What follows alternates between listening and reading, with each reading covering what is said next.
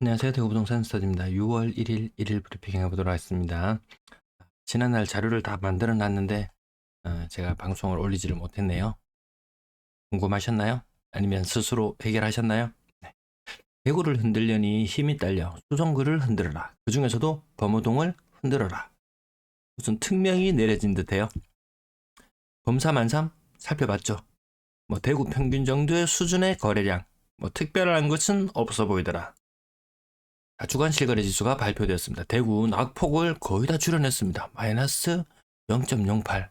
지난주만 해도 마이너스 0.2 정도 수준까지 되었었는데요. 세종시 한번 살펴볼게요. 세종시 살펴보시면 전주 대비 상승폭이 또 줄어들었어요. 또 줄어들었어요. 인천 상승폭 줄어들었어요. 세종시 왜 계속 치고 나가지 않을까요? 분명히 타도시에도 시사하는 바가 있을 겁니다. 전세의 낙폭 마이너스 0.1, 전주 대비 낙폭이 줄어들었어요. 여기에서 눈여겨볼 부분이 있습니다. 무엇이냐? 제가 신문 조선일보 우연히 펼쳤다가 전세 대란, 역전세로 인한 혼란을 막기 위해서 이런저런 이야기가 나왔잖아요. 특례 또 대출을 내줘라, 또 대출을 내줘라는 얘기였습니다. 대구 월평균 전세 거래량 2,000건 정도 됩니다. 한 집당 5천만 원씩 돌려줘야 된다고 생각해 봅시다. 이거 한 1년 정도 가거든요. 5천만 원씩 돌려줘야 된다. 2,000집씩. 물론 다는 아닐 거예요. 조금 과대평가해가지고 하면 그죠. 5천만 원, 5억, 50억, 500억, 1,000억. 1,000억입니다. 1,000억. 모든 집이 전세금 다 돌려줘야 되는 거 아니겠죠? 네, 그래서 조금 크게 좀 부풀려 볼게요. 1,000억. 곱하기 얼마? 23배. 23배 하면 전국에서 역전세로 인해서 돌려줘야 될 돈 규모가 이 정도입니다. 얼마입니까? 2.3조. 다시 조금 줄일까요? 이대로 놔둬볼게. 이거 1년 간다고 생각해보면 거의 한 20조 가까운 돈을 풀어 제껴야 됩니다. 와, 엄청난 부양책입니다. 특례로 인해서 40조. 또 하반기에 또 특례 풀리겠죠. 이렇게 돈을 쏟아붓는데 이게 연착륙입니다. 연착륙. 매도 물량은 늘어나는 추세 맞는 것 같아요. 33,970건. 전세 물량은 줄어드는 추세고요. 월세 물량은 근래 들어서 좀 뜸한 흐름. 또 여기서 다시 좀 플랫하게 갈 같은 분위기. 전체 임대 물량은 18,000개. 옆으로 쭉 따라가 보면 끝난 게 아니더라. 거래량 85건 신고되었고요. 4월의 거래량은 1,800건 넘기지 못했어요. 예측치 1,800건. 실제 1,781건. 5월의 예측치 1,750건. 지금 1,187건의 흐름입니다. 여기서 우리가 한 가지 눈여겨봐야 될 것은 저는 2021년의 빨간 선과 23년의 회색 선이 닮아갈 것이다 라고 그렇게 예측을 했고요.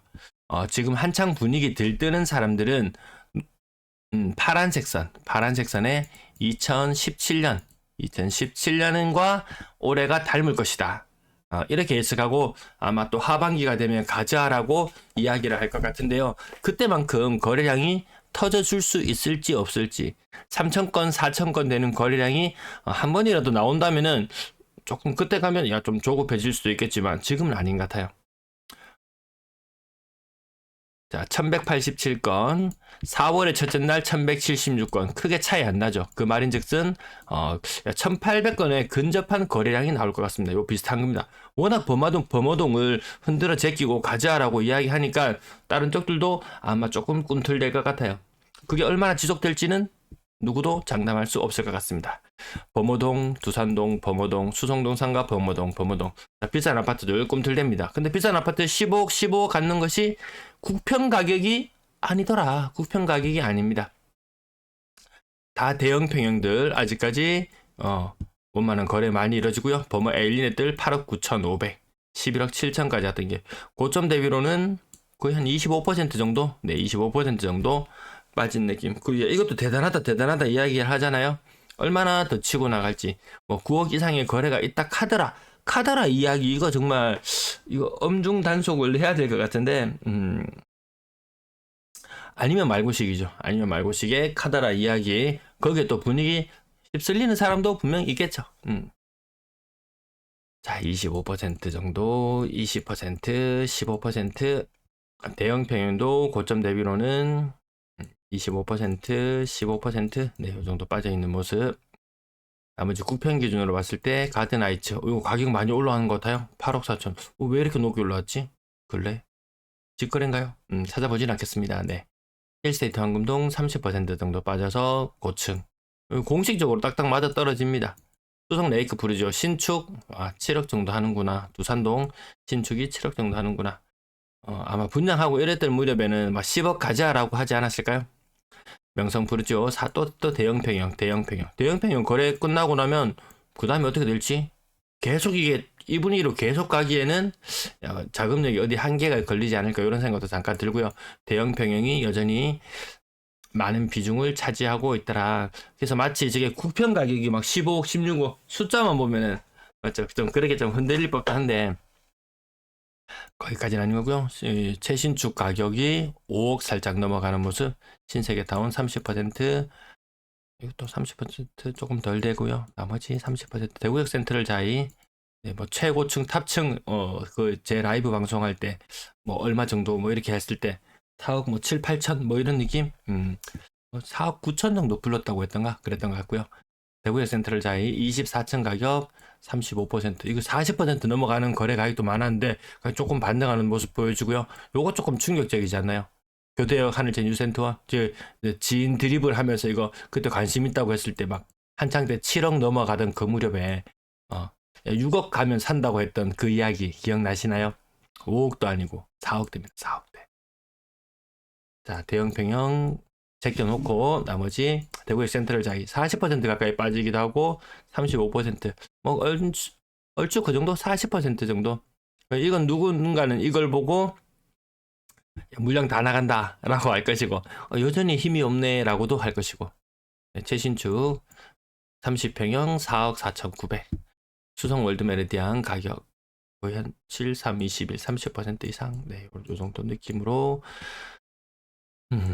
20%, 15%, 30%. 이름 이런 거 보면은 이름 등장하지 않았던 아파트들도 근래 잘 등장하지 않았던 아파트들도 등장합니다. 이거 뭔가요? 이 등기치고 바로 매매인가요? 월성 푸르지오. 또 이름이 잘 등장하지 않던 것들이 이름이 등장하기 시작하면서 거래량이 조금 더 받쳐주고 있는 그런 모습을 보여주고 있는 것 같습니다. 이 또한 금매가 지나가면 가격은 뭐 마찬가지로 계속 마이너스 28%, 30%, 마이너스 30%, 네, 그 정도 느낌. 3억 이상 거래량 얼추 이제 다 봐가는데요. 저층에 40% 정도, 네, 그 정도 느낌으로 보면 되고, 역시 뭐 매물 금매는 다 나갔다고 했지만 30%대 거래 가격 여전합니다.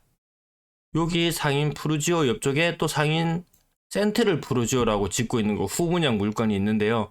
그것도 세대수가 1000세대 넘어가는 걸로 들었는 것 같은데 과연 얼마에 분양을 할 것인지. 바로 옆에 있는 아파트 이제 13년 정도 됐는데 3억 3,700인데 얼마에 분양할지 무척이나 궁금합니다. 나머지 30% 느낌 나는 거 여전하고요. 크게 달라지는 게 없어서 뭐 범어동 자기 혼자 계속 흔든다고 하는데 거래량은 그냥 평타 수준. 뭐 독보적으로 치고 나가는 것도 아니고 신고가를 쭉쭉 내주는 것도 아니고, 물론 그 반등의 느낌, 달서구 뭐 국평 쪽에 흔들다가 말았죠. 흔들다가 더 이상 반응이 없죠. 제가 그때 신월성 특집도 그때 따로 드렸었는데 갑자기 거래량이 절반 수준으로 살아났던 거래량이 다시 줄어드는 현상. 아마 이 수성구건 어디가 되었건 가격 반등하고 나면 계속 뭐 10억 넘어가는 그 물건들을 누가 계속 사주나요? 이 국평 가격도 아니잖아요. 예. 국평 가격도 아니고 전신만신 이 대형 평형들로 이렇게 해서 다 10몇 억 이러니까 와 하고 이렇게 반응할지도 모르겠지만 뭐 그 정도까지는 아닌 것 같습니다. 끝난 거래 대금은 내려가고 있고요. 3억 이상이나 미만이나 50%, 3억 이상 사는 사람, 미만 사는 사람 50% 정도 수준이고, 저는 요걸 보고 계속 2021년, 23년 이야기하는데 2017년을 떠올리시는 분도 계시는 것 같아요. 이때 아마 가을쯤 와서 전세 다 구제해주고 나면은 가져하라고 아마 그 사람들 아마 월세로 좀 전환하는 사람들이 아마 더 계속 나올 것 같아요. 분양권 거래량은 굉장히 많은데요. 굉장히 많습니다. 그래도 매물은 계속해서 늘어나죠. 1만 3천 세대, 1만 3천 세대 이거 한 채당 한 5억 정도로 해보면 이거 5억, 50억, 500억, 5천억, 5조 5억, 50억, 500억, 5천억, 5조 한 6.5조 이거 진짜 한 6천억만 들고 이 돈에 6.5조에 10분의 1이 6천억만 들고 대구 시장을 흔든다고 하면은 범어동에 한 10억짜리 하는 거 한 15억씩 해가지고 한 400개, 40개, 한 400개 거래 터트려 주면은 이거 다 소진될 거예요 아마. 근데 이 과거에는 조금씩만 누가 이렇게 바람을 넣어줘도 막 하다 시장 통째로 반응했는데 거기까지 반응한 듯한 느낌은 들지 않죠. 네, 분양권 살펴봤고요. 전세 거래량 2,000건 정도, 2,000건 5천만 원씩. 이거 아주 계산이 왜 이렇게 안 되죠 오늘? 5천억? 5천만 원, 0.5억 곱하기 아까 요거 영상 초반에 계산해 드렸죠. 한 20조 가까이 돈 정부에서 풀어야 될지는 모릅니다. 이게 비단 아파트에만 시장에만 그럴까요? 주택시장, 나머지 시장들도 다 마찬가지인데 전시 마신 대출 내달라 그러면 정부에서 또 나중에 말은 일단 시장을 살려놓고 봐야 되니까 270만 개 공급해야 될 거 아닙니까? 시장 일단 살려놓고 봐야 되니까 일단 한번 질러놨는데 그 돈이 상상 아니게 들어갈지도 모르겠어요. 그래서 이 사람들이 막 하다 또 전세로 가주면 다행이지만 이거 보시면 아시겠지만 역대 최저의 전월세 비중이잖아요. 상당수의 전세 사는 사람들 월세로 넘어갑니다. 2021년선 한번 따라가 볼까요? 진한 파란색. 이때도 비중이 거의 보시면 아시겠지만 한 1.7대 1 정도인 사람들이 상당수의 전세 살던 사람들이 이게 1.1대 1로 바뀐단 말이에요. 이 중에 0.6에 해당하는 가구만큼은 전세 살던 사람이 월세로 넘어가요. 아까 2,000 가구 정도라고 했죠. 2,000 가구에 1.7대 1이니까 한 600가구 정도는 전세를 살던 사람들이 월세로 전환해 갈 것 같아요. 아니, 신고율이 높아져서 하여튼 이상합니다. 임대차 3법 뭐 5% 상한률은 저도 좀 이상하다고 생각해요. 너무 임차인 편의 입장에만 맞췄다. 하락률도 뭐 같이 규제를 하든지 뭔가 있었어야 되는데 그건 아무튼 좀 조금 불합리하다고 느껴지는 부분도 있죠. 그 시세가 어떻게 바뀔지 모르는데 5%를 묶어 놓는다니. 그 신고제만큼은 제발 좀 하자. 신고제만큼은. 이 통계를 제대로 뭐 모르겠어요. 아무튼 한 600가구 정도 전세, 한 대구 평균 전세 가격 한 2.2억, 2억, 이게만 해도 1,000억. 시장 전체로 보면은 이게 더 크죠. 예, 2조. 한 달에 2조만큼 부동산 시장에서 돈이 빠져나간다. 전국적으로 봤을 때요. 거기에다가 이거 대혼란기입니다. 지금 가져라고 이야기하기가 조금 애매하긴 한데요. 2021년에 빨간색 선과 지금의 선, 요 갭을 한번 살펴보시면은 이 차이가 한 6천만 원 정도, 5천만 원, 6천만 원 정도 차이 나요. 그때까지 끝이 아니에요. 요 갈색 선 따라와 보면은 여전히 2억 7천까지 가려면 지금 시작되었던 높은 전세 가격이 1년간은 지속이 됩니다. 최소한 1년간은 지속이 돼요. 그 돈만큼 뭐 우리나라 금리가 급격하게 내리지 않는다 하면은 이 분위기, 이 지금의 건당 전세 가격이 이 정도 수준으로 유지가 될 듯해요. 이 돈만큼 계속 돌려줘야 됩니다. 정부에서 너무 섣부르게 대책을 내는 게 아닌가 싶습니다. 갑자기 전세가 이렇게 폭발했다? 뭐 다세대 빌라 원룸 뭐 이런 데서 옮겨왔던 사람들도 물론 있을 수는 있겠지만 이 신고율이 높아졌던 것이 아마 영향이 제일 크지 싶어요. 제 추측입니다. 네, 오늘 준비한 내용 여기까지 마무리할게요. 네, 시청 감사합니다.